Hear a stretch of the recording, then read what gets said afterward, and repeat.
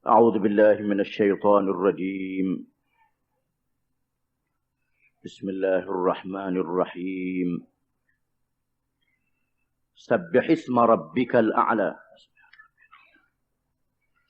الذي خلق فسوى والذي قدر فهدى والذي أخرج المرعى فجعله غثاء أحوى سنقرئك فلا تنسى إلا ما شاء الله إنه يعلم الجهر وما يخفى ونيسرك لليسرى فذكر إن نفعت الذكرى سيذكر من يخشى ويتجنبها الأشقى الذي يصلى النار الكبرى ثم لا يموت فيها ولا يحيا قد أفلح من تزكى وذكر اسم ربه فصلى بل تؤثرون الحياة الدنيا والآخرة خير وأبقى إن هذا لفي الصحف الأولى صحف إبراهيم وموسى.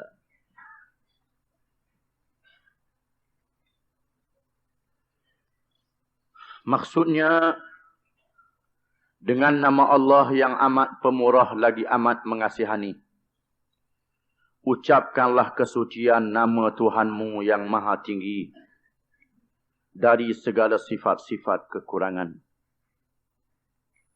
Tuhan yang telah menciptakan sekalian makhluknya, serta menyempurnakan kejadiannya dengan kelengkapan yang sesuai dengan keadaannya.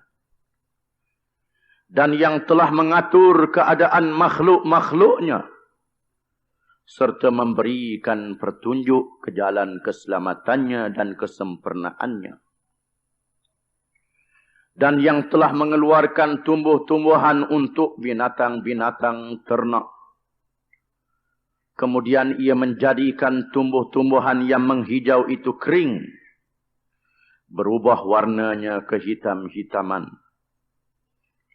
Kami sentiasa menjadikan engkau, wahai Muhammad sallallahu alaihi wasallam, dapat membaca Al-Quran yang diturunkan kepadamu dengan perantaraan Jibril, sehingga engkau menghafaznya dan tidak lupa. Kecuali apa yang dikehendaki Allah engkau lupakan. Sesungguhnya ia mengetahui segala keadaan yang patut berlaku, yang nyata dan yang tersembunyi. Dan kami tetap memberikan kemudahan kepadamu untuk melaksanakan segala perkara agama yang mudah diterima oleh akal yang sehat. Oleh itu, berilah peringatan kepada umat manusia dengan ajaran Al-Quran, kalau-kalau peringatan itu berguna, dan sudah tentu berguna. Kerana orang yang takut melanggar perintah Allah akan menerima peringatan itu. Dan sebaliknya orang yang sangat celaka akan menjauhinya. Dialah orang yang akan menderita bakaran neraka yang amat besar adab seksanya. Selain dari itu, ia tidak mati di dalamnya dan tidak pula hidup senang. Sesungguhnya berjayalah orang yang setelah menerima peringatan itu berusaha membersihkan dirinya dengan taat dan amal yang saleh, dan menyebut-nyebut dengan lidah dan hatinya akan nama Tuhannya, serta mengerjakan sembahyang dengan khusyuk. Tetapi kebanyakan kamu tidak melakukan yang demikian. Bahkan kamu mengutamakan kehidupan dunia, padahal kehidupan akhirat lebih baik dan lebih kekal. Sesungguhnya keterangan-keterangan yang dinyatakan ini ada disebut di dalam kitab-kitab yang terdahulu, yaitu kitab-kitab Nabi Ibrahim dan Nabi Musa.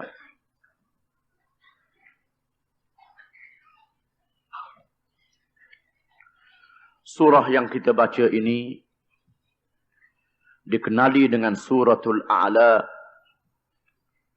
Dan Suratul A'la ini mengikut jumhurul ulama, yakni kebanyakan ulama, termasuk di kalangan surah Makkiyah, surah yang diturunkan di Makkah, kecuali mengikut pendapat seorang ulama Ad-Dhahhak yang mengatakan bahawa surah ini surah Madaniyah. Kita pakai pendapat jumhurul ulama, pendapat kebanyakan ulama, bahawa surah ini ialah surah yang diturunkan di Mekah. Kelaziman surah yang diturunkan di Mekah menyatakan perkara-perkara yang berhubung dengan akidah, dengan i'tiqad, dengan iman. Ketika umat Islam menghadapi ujian, ketika mereka dididik, ditarbiyah, diasuh oleh Allah Subhanahu wa taala bagi melayakkan diri mereka menegakkan negara Islam, memimpin dunia yang berpusat di Makkah, di Madinatul Munawwarah, di Al-Madinatul Munawwarah. Surah ini menerangkan kepada kita berkenaan dengan zat Allah dan sifatnya yang maha suci, yang maha suci, yang maha tinggi, yang tidak mampu kita memikir hakikatnya kerana ia merupakan suatu perkara yang tidak terhingga. Kita hanyalah mengetahui sekadar yang diberitahu kepada kita oleh Allah Subhanahu wa taala. Seterusnya surah ini menerangkan berkenaan dengan Al-Quranul Karim yang diturunkan kepada Rasulullah sallallahu alaihi wasallam untuk menjadi pengajaran kepada kita, dan diterangkan di dalamnya dalil-dalil dan tanda-tanda kebesaran Allah. Seterusnya terkandung di dalam surah ini nasihat-nasihat yang sangat berkesan kepada hati orang-orang yang beriman, yang lembut hatinya. Bismillahirrahmanirrahim. Sabbihisma rabbikal a'la. Maha suci nama Tuhanmu yang maha tinggi. Disunatkan kepada orang yang membaca Sabbihisma rabbikal a'la, menyebut selepasnya Subhana rabbiyal a'la. Kerana inilah yang dilakukan oleh Nabi sallallahu alaihi wasallam, yang dilakukan oleh sahabat, dan dilakukan oleh tabi'in. Akan diterangkan secara panjang selepas ini. Berhubung dengan ayat ini, As-Sa'labi telah menyebut di dalam kitabnya Araisul Majalis, diriwayatkan dari Ja'far bin Muhammad, dari ayahnya, dari datuknya.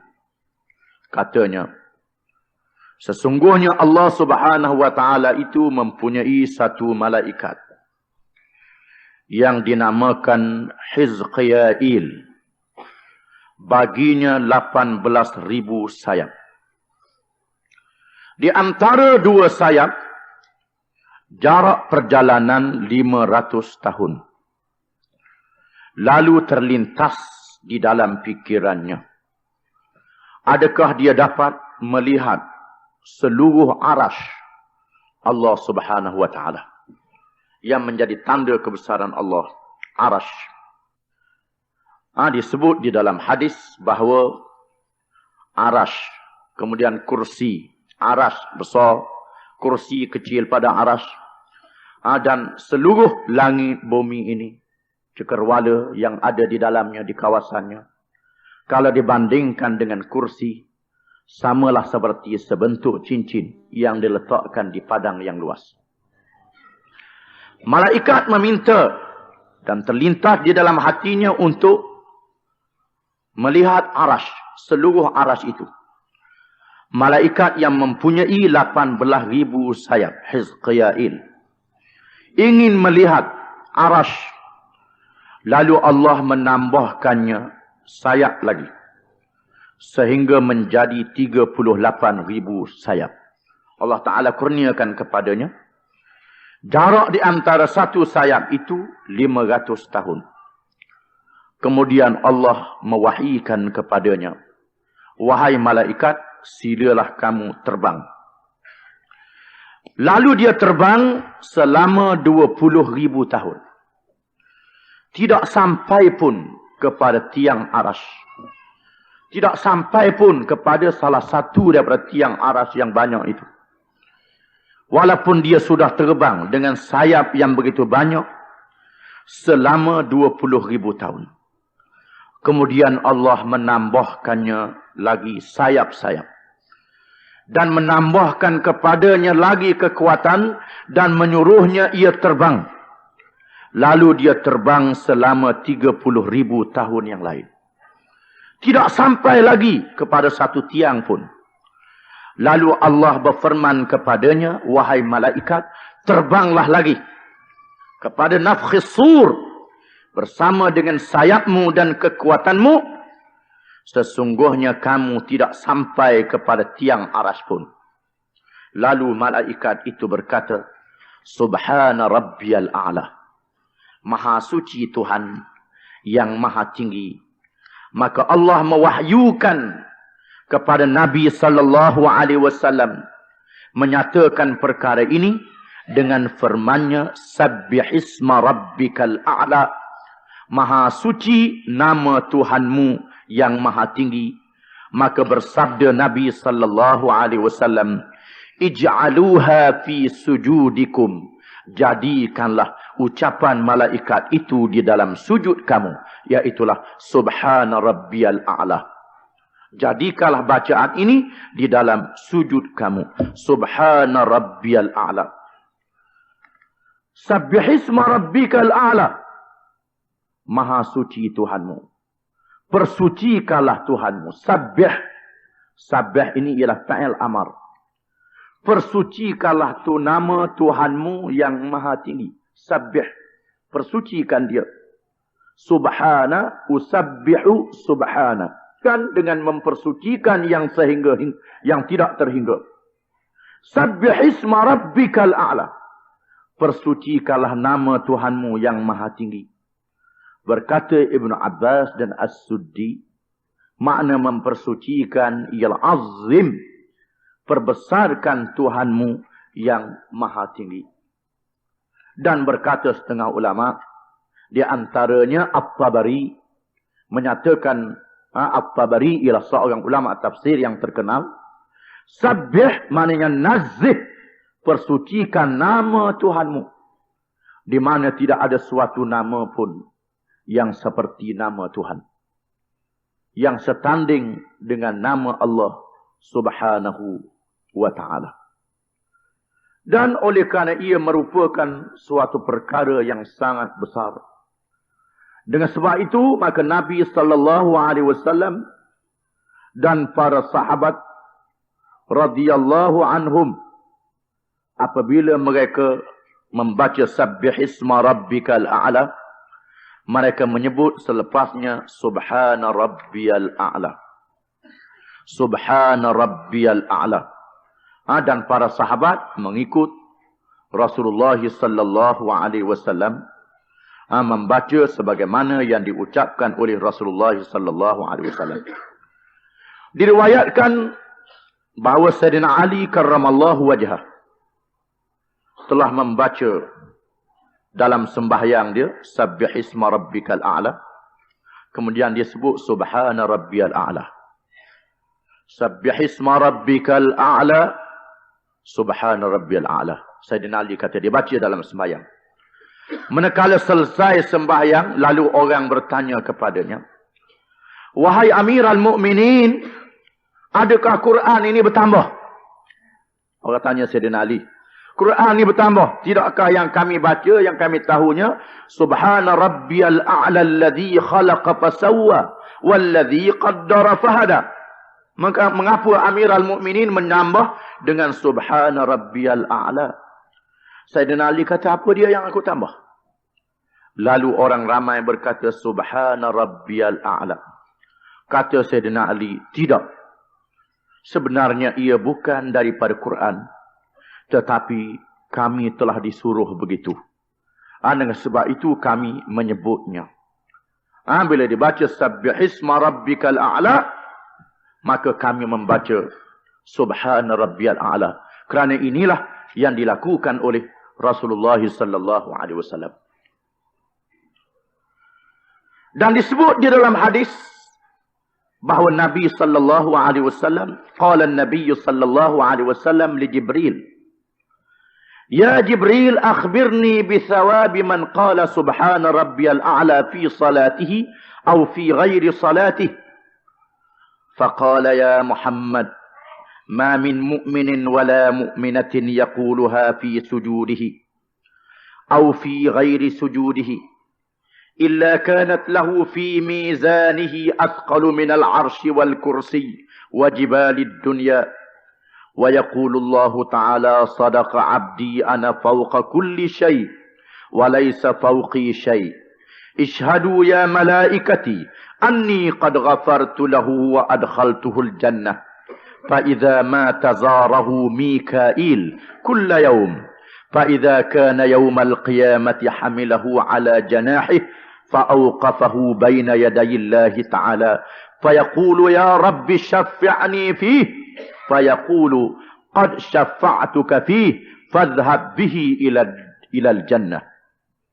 Maksudnya, Nabi SAW bertanya malaikat Jibril, wahai malaikat Jibril, khabarkan kepada aku, ceritakan kepada aku, apakah pahala orang yang berkata Subhana Rabbiyal A'la, sama ada di dalam sembahyang ataupun di luar sembahyang. Apakah pahalanya? Jawab malaikat Jibril, wahai Muhammad, tiada seseorang yang beriman lelaki dan seorang yang beriman perempuan, sama saja, tak ke orang lelaki, tak ke perempuan, yang berkata di dalam sujudnya ataupun lain daripada sujudnya, yakni menyebut Subhana Rabbiyal A'la, malaikat adalah baginya timbangan di dalam timbangan amal lebih berat daripada arash, kursi dan bukit, bukau, gunung ganang di dunia. Dan Allah berfirman, benarlah hambaku benar. Bila seorang itu berkata Subhana Rabbiyal A'la, Allah Ta'ala berfirman, benarlah hambaku, aku di atas tiap-tiap sesuatu. Bila disebut Allah Ta'ala itu di atas Allah Ta'ala tidak sama dengan makhluk. Allah Ta'ala maha tinggi. Jangan kita menyebut Allah Ta'ala itu atas, rupa dengan atas. Atas makhluk, itu lain. Tidak sama dengan makhluk. Dan tiada di atasku sesuatu pun. Saksikanlah wahai malaikatku, sesungguhnya aku telah ampunkan baginya dan masukkanlah ia ke dalam syurga. Maka apabila ia mati, menziarahinya oleh malaikat Mikail tiap-tiap hari, dan apabila tiba hari kiamat, malaikat Mikail membawanya di atas sayapnya, lalu diletakkan menghadap Allah Subhanahu wa ta'ala, dan malaikat Mikail menyembah Allah, wahai Tuhanku, berilah aku untuk memberi syafaat kepada orang ini. Kata malaikat Mikail, lalu Allah Ta'ala berfirman, sesungguhnya aku izinkan kepadamu untuk memberi syafaat kepadanya, maka masukkanlah, pergilah dengannya bersama-sama ke dalam syurga.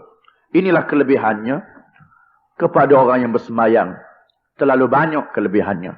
Kalau orang tu semayang, dengan sendiri dia menyebut Subhana Rabbiyal A'la. Kalau orang tu tak semayang, maka tak baulah Subhana Rabbiyal A'la. Tidak ada. Dengan sebab itu, Subhana Rabbiyal A'la merupakan suatu perkara yang sangat besar artinya.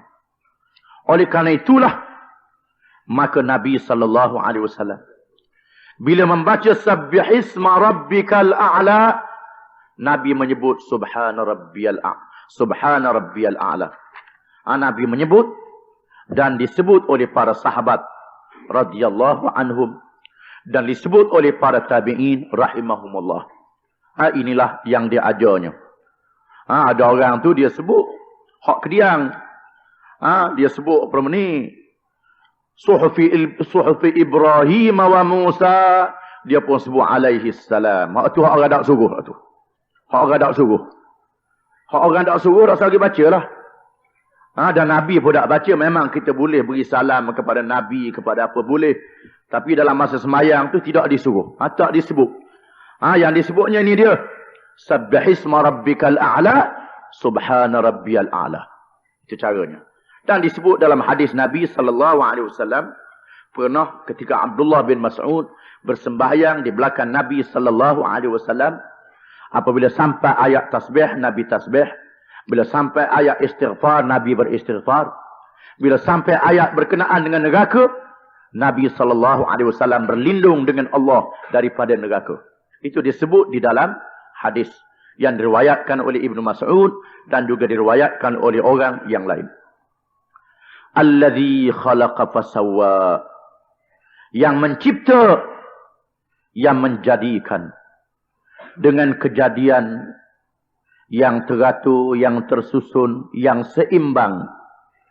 Sebagaimana Allah Subhanahu wa taala mencipta manusia di dalam perut ibunya bermula daripada mani.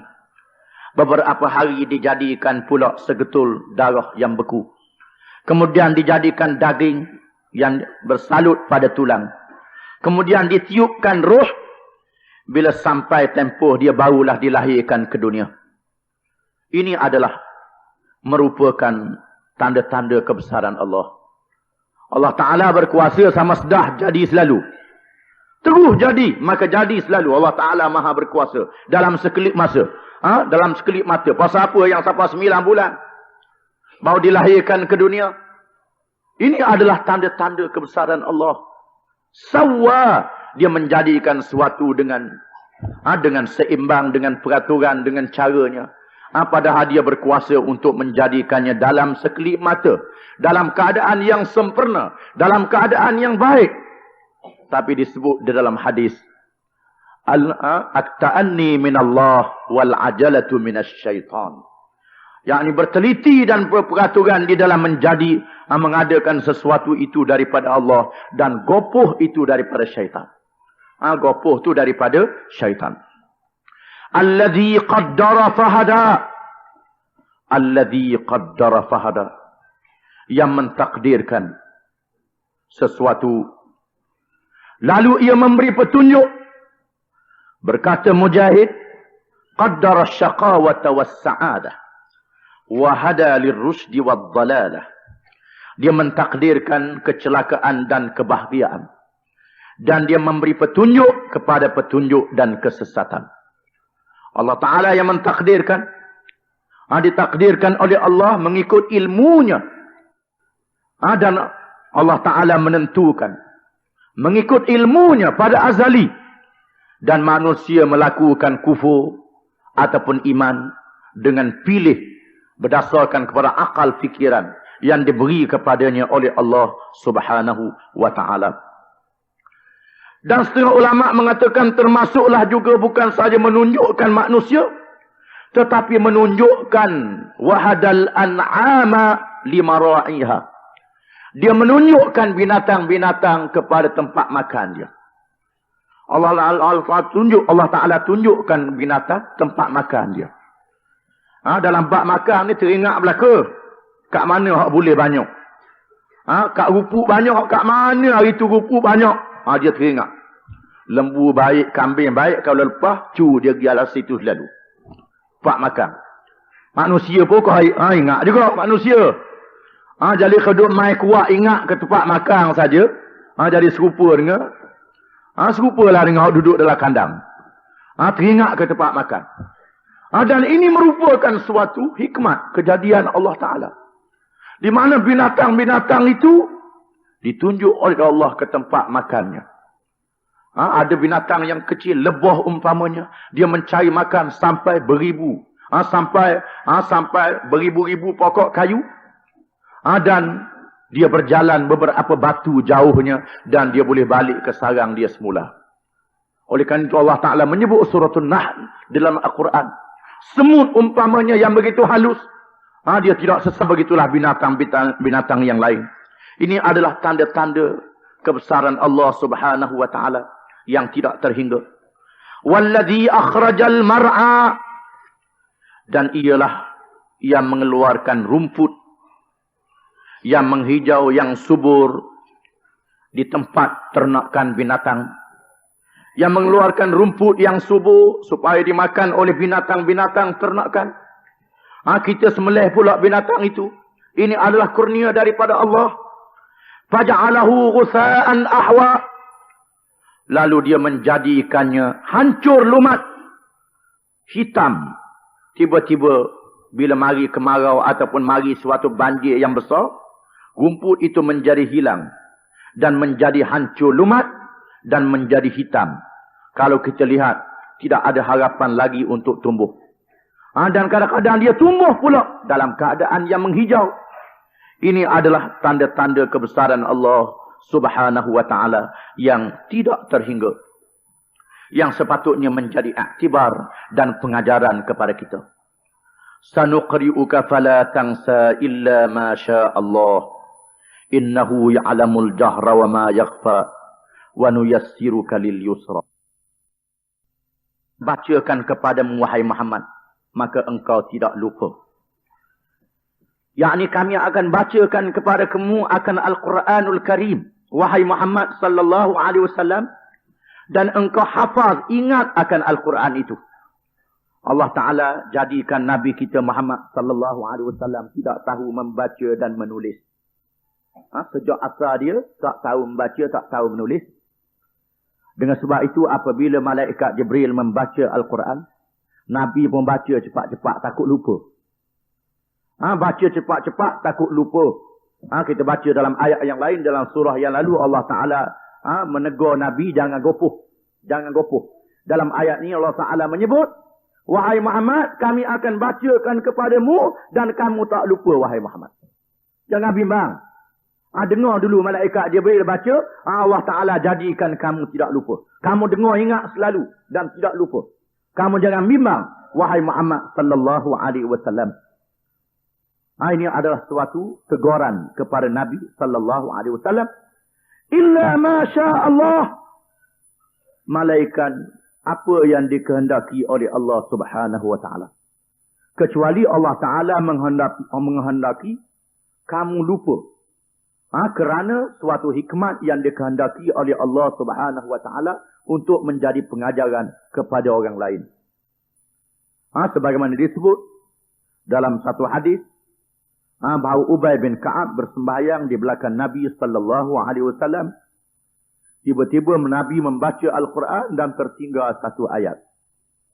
Aku menyangka, kata Ubay, boleh jadi ayat itu dinasahkan. Bila sudah semayang, aku pun tanya Nabi sallallahu alaihi wasallam. Lalu Nabi bersabda, inni nasituha. Aku terlupa, kata Nabi. Terlupa. Dan terlupa ni kadang-kadang menjadi suatu pengajaran, satu peringatan. Umpamanya dia semua pernah semayang zuhur dalam keadaan muqim. 2 rakaat, beri salam selalu. Padahal dia muqim, tidak musafir. Lalu sahabat bertanya, adakah qasar ataupun lupa? Lalu Rasulullah sallallahu alaihi wasallam menyambungkan sembahyangnya. Illa ma syaa Allah. Malaikat apa yang dikehendaki oleh Allah Subhanahu wa taala. Kerana suatu hikmat yang Allah Ta'ala maha mengetahuinya. Innahu ya'lamul jahra wa ma yakhfa. Sesungguhnya Allah Subhanahu wa Ta'ala itu mengetahui apa yang nyata. Apa yang nyata di sini daripada perkataan dan daripada amalan. Wa ma yakhfa, dan apa yang tersembunyi daripada hati. Kalau orang tu dia munafik, dia tak percaya ke Islam. Hati dia tak percaya kepada Islam. Tapi dekat orang ramai, dia mengaku Islam. Allah Ta'ala tahu apa yang ada di dalam hati dia. Apa yang tersembunyi di dalam hati, diketahui oleh Allah yang maha mengetahui. Wa nuyassiruka lil yusra. Dan kami akan mudahkan kepadamu, wahai Muhammad sallallahu alaihi wasallam, kepada jalan yang mudah. Iaitulah jalan mengerjakan amal yang baik.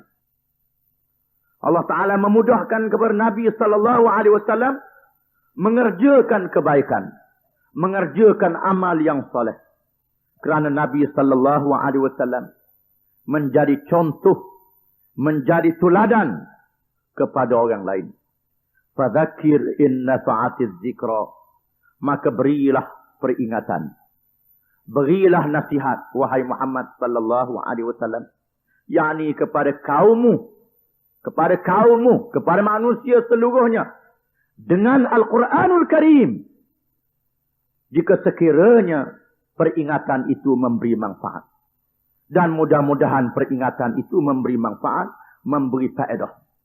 Sayadzakkaru man yakhsha, akan menerima peringatan itu oleh sesiapa yang takut, yakni yang bertakwa kepada Allah, yang takut akan Allah. Apabila mendengar ayat Al-Quranul Karim, mereka mendengar dengan iman, dengan patuh, dengan taat. Apabila mereka mendengar sabda Nabi sallallahu alaihi wasallam, mereka menerima dengan patuh dan taat. Mereka menunggu-nunggu apakah yang diturunkan oleh Allah kerana nak beramal dengannya.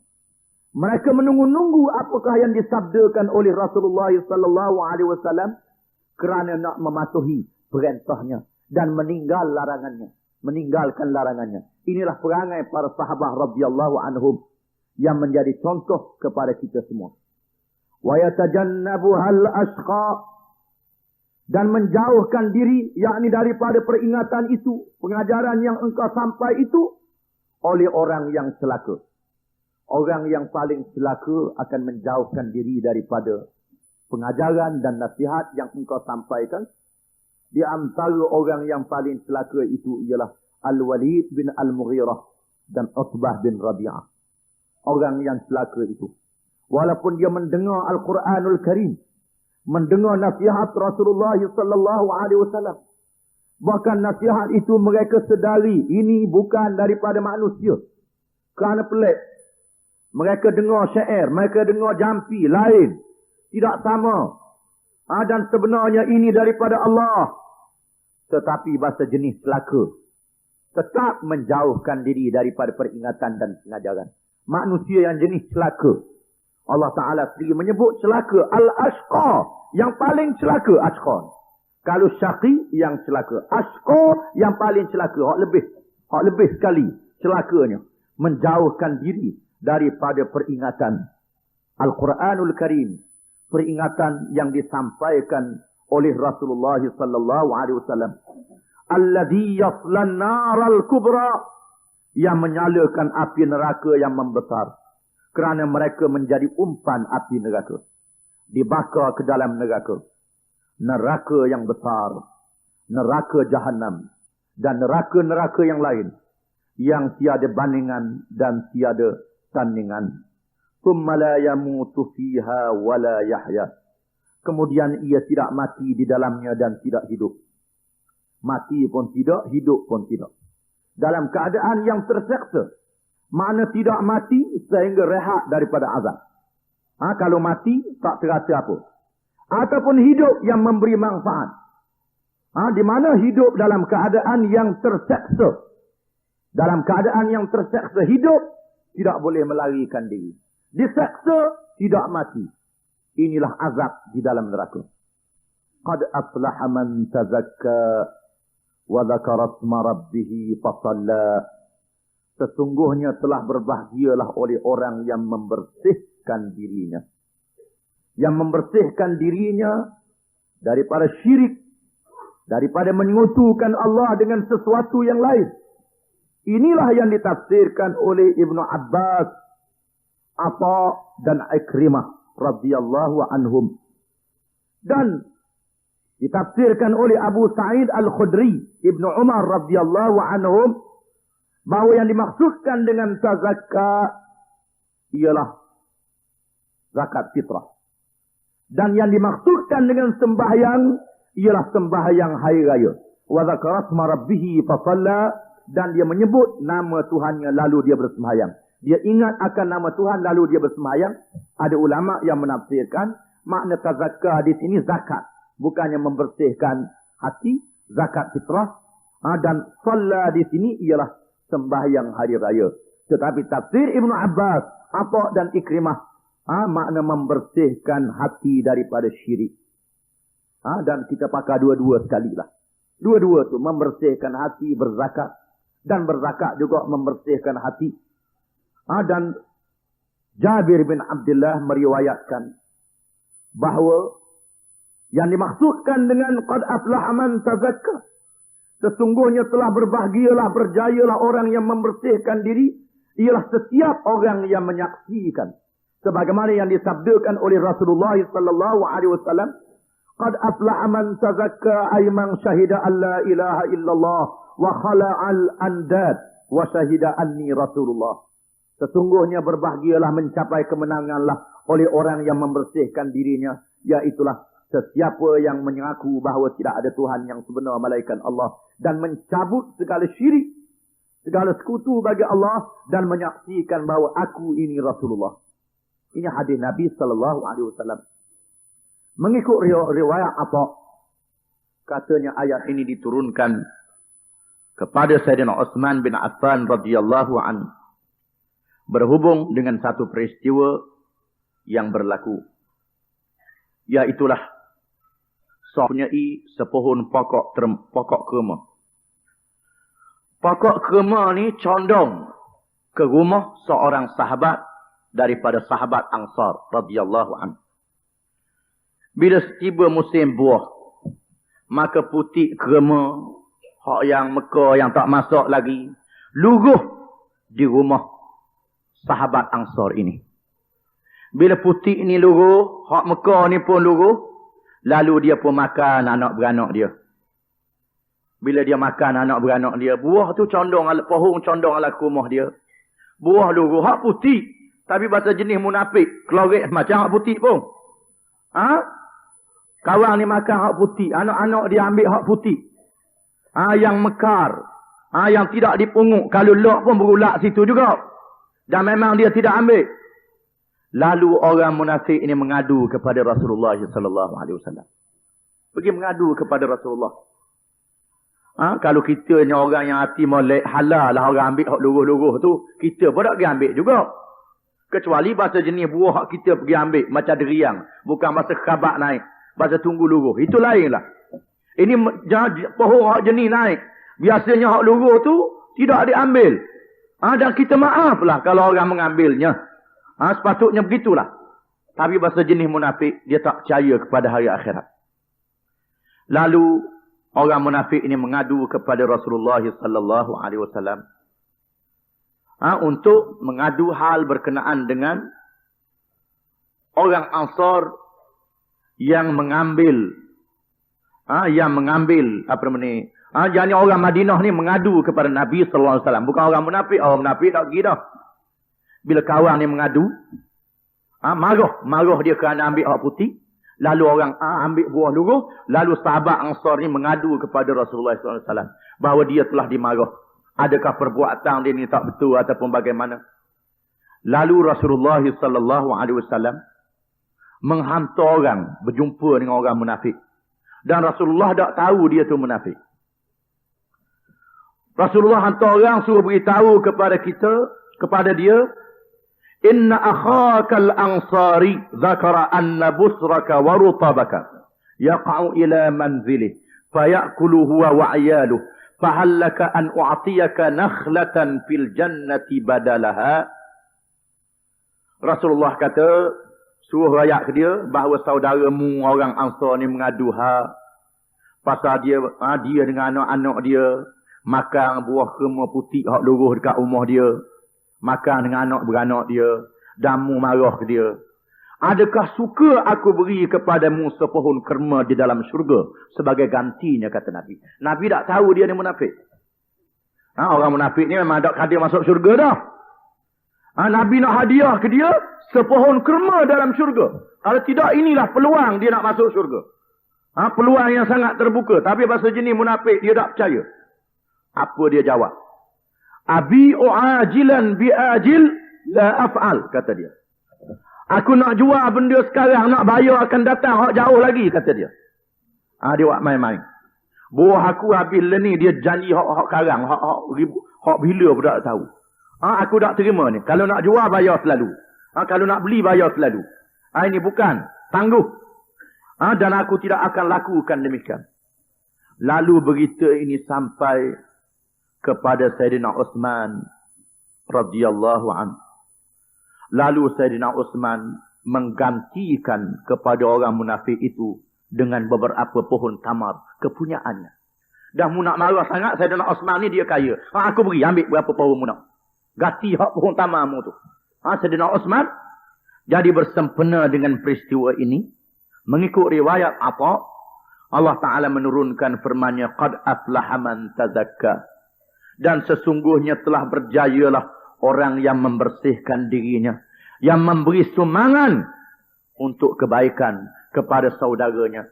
Wa yatajannabuhal ashqa. Dan menjauhkan diri daripadanya oleh orang yang celaka. Yang celaka ni ialah orang munafik tadi. Yang celaka ialah orang munafik tadi. Dan ini satu riwayat. Yang sebenarnya perkara-perkara ini adalah merupakan perkara yang berlaku. Yang menjadi pengajaran dan pengiktibaran kepada kita. Wa dzakara isma rabbih fasalla. Dan dia ingat akan nama Tuhannya. Lalu ia bersembahyang. Inilah sifat orang yang beriman. Boleh ingat kepada Tuhan. Patuh kepada perintah Tuhan. Ingat kepada Allah, menunaikan perintah Allah apa yang disuruh. Di antara yang disuruh itu ialah mendirikan sembahyang. Bal tu'thirunal hayatad dunya. Bahkan mereka kamu lebih mementingkan kehidupan dunia. Mengikut bacaan al-ammah, bacaan kebanyakan ulama, bal tu'thirunal hayatad dunya. Bahkan kamu lebih mementingkan kehidupan dunia. Tetapi bacaan Abu Amr dan Nasr bin Asim, bal yu'thirunal hayatad dunya. Dengan ya.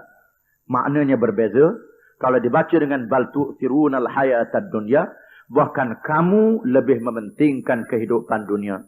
Kalau dibaca dengan bal yu'thirunal hayatad dunya, bahkan mereka itu lebih mementingkan kehidupan dunia. Maksudnya serupa, cuma dihadapkan cakap. Yang ini dihadapkan kepada kamu, adapun yu'thiruna dihadapkan kepada semuanya. Mereka itu dengan cara yang umum. Bahkan mereka itu lebih mementingkan kehidupan dunia. Kamu lebih mementingkan kehidupan dunia. Allah Ta'ala memberi pengajaran kepada kita. Kamu lebih mementingkan kehidupan dunia. Wal akhiratu khairun wa abqa. Padahal negeri akhirat itu lebih baik dan lebih kekal. Negeri akhirat itu lebih baik dan lebih kekal. Tidak boleh dibandingkan dengan kehidupan dunia. Sabda Nabi sallallahu alaihi wasallam, "Mad dunya fil akhirati illa kama yad'u ahadukum usbu'ahu fil yammi falyanzur bima yarja'." Maksudnya, tiadalah dunia itu dengan akhirat kalau dibandingkan. Samalah seperti kamu letakkan jari kamu ke dalam laut. Kemudian kamu angkat apa ada pada laut itu. Tak ada kurang apa. Inilah bandingan dunia dengan akhirat. Akhirat ini terlalu besar. Dan disebut oleh Malik bin Dinar, seorang ulama tasawuf yang terkenal.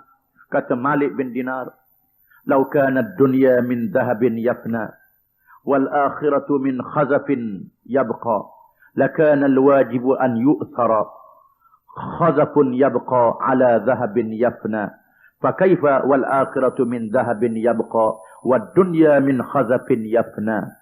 Kata Malik bin Dinar, kalaulah sekiranya dunia itu daripada emas yang binasa. Emas dan emas itu tidak kekal, kata Malik bin Dinar.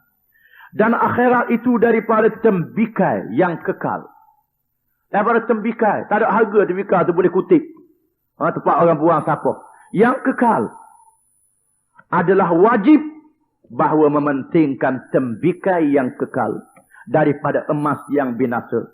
Maka bagaimanakah pula sedangkan akhirat itu adalah emas yang kekal, kata Malik bin Dinar, dan dunia itu adalah tembikai yang binasa, kata Malik bin Dinar. Sedangkan kalau dunia ni emas, akhirat itu tembikai. Kamu kena pilih tembikai yang kekal daripada emas yang binasa.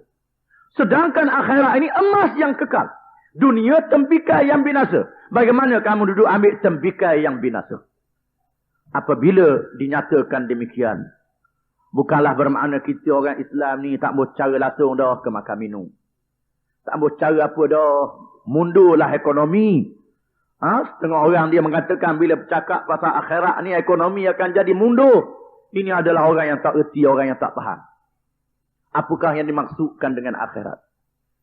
Yang dimaksudkan dengan akhirat ialah kerja yang memberi manfaat sehingga hari akhirat.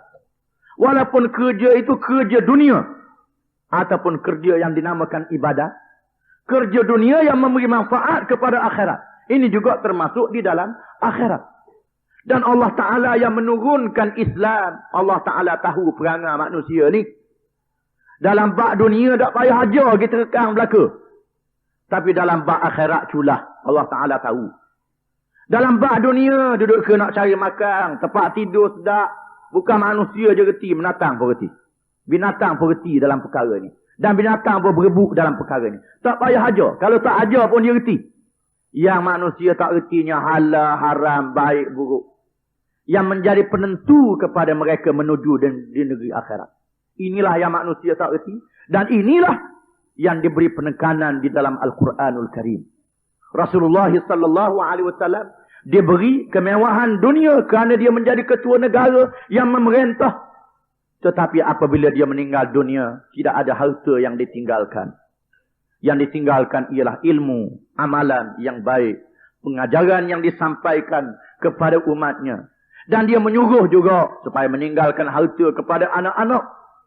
Ada dalam hadis yang menyuruhkan demikian. Tetapi hendaklah disedari bahawa yang paling bermanfaat ialah meninggalkan ilmu yang memberi manfaat. Amalan yang baik kepada anak-anak. Sebagaimana dinyatakan oleh seorang ulama tabi'in. Ulama tabi'in menceritakan bagaimana apabila Umar bin Abdul Aziz, perbezaan di antara Umar bin Abdul Aziz dengan Hisham bin Abdul Malik. Umar bin Abdul Aziz meninggalkan harta lebih kurang dalam 20 dinar. Beberapa dinar dibelanjakan untuk kapan dia, untuk tanam dia. Tinggallah 2, 3, 4 dinar. Saka untuk anak-anak dia. Hisham bin Abdul Malik meninggal harta benda beratus-ratus ribu dinar. Kata orang alim ini, suatu perkara yang menakjubkan. Tiba-tiba aku tengok anak Umar bin Abdul Aziz membelanjakan beribu ekor kuda pada jalan Allah. Dia menjadi kaya.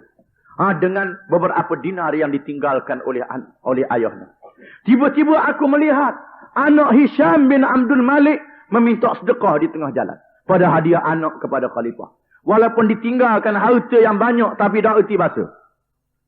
Buat punah sana punah sini akan jadi binasa dan rosak binasa. Walaupun meninggalkan harta yang sedikit tapi dengan perangai yang baik, dengan akhlak yang baik, anak itu boleh membawa hidup dan memberi manfaat kepada ayah dia, kepada mak dia, walaupun setelah meninggal dunia. Inilah yang kita kena faham dan kita kena reti dalam perkara ini. Di mana Allah Ta'ala mengurniakan kepada kita dunia, harta benda, anak isteri dan seumpamanya. Dunia ini hendaklah dibina untuk menjadi jambatan menuju ke akhirat. Supaya menjadi jambatan yang baik menuju ke akhirat, iaitulah digunakan, dididik, diasuh, diajar dengan cara mengikut jalan Allah Subhanahu wa Ta'ala. Inilah yang di akhirat. Dunia yang menjadi jambatan kepada akhirat. Jambatan ke syurga, bukannya jambatan ke neraka. Kalau dunia yang banyak, sudahlah datang dunia ni tidak senang. Biasanya orang yang mengejar dunia yang tidak ingat ke akhirat ni dia tak senang. Tak usah kaya lagu mana pun dia tak senang. Kau susah. Susah dengan harta banyak. Kerana dia jadi hamba kepada harta dia. Bukan harta dia jadi hamba kepada dia. Dia jadi hamba kepada harta dia. Dia susah. Ini akan berlaku. Tetapi orang yang beriman, walaupun diberi kesenangan. Kesenangan di dunia. Dia bersyukur. Dan dia mendapat kesenangan di akhirat. Kerana dunia yang diberi itu menjadi jambatan menuju ke akhirat. Kebanyakan manusia lebih mementingkan dunia. Padahal akhirat itu lebih baik dan lebih kekal. Inna hadha lafi suhufil ula. Sesungguhnya ini disebut di dalam suhuf yang diturunkan di zaman dahulu. Kepada Nabi zaman dahulu. Suhufi Ibrahim wa Musa. Iaitulah suhuf yang diturunkan kepada Nabi Ibrahim dan Nabi Musa alaihi wassalam. Diturunkan kepada keduanya. Disebut di dalam suhuf ini bahawa akhirat itu lebih kekal, lebih baik, dan kamu lebih mementingkan dunia yang tidak kekal. Di mana perkara ini disebut di dalam kitab yang diturunkan oleh Allah, wahyi yang diturunkan oleh Allah kepada nabi-nabi zaman dahulu, di antaranya dua nabi besar, iaitulah Nabi Ibrahim dan Nabi Musa alaihi wassalam.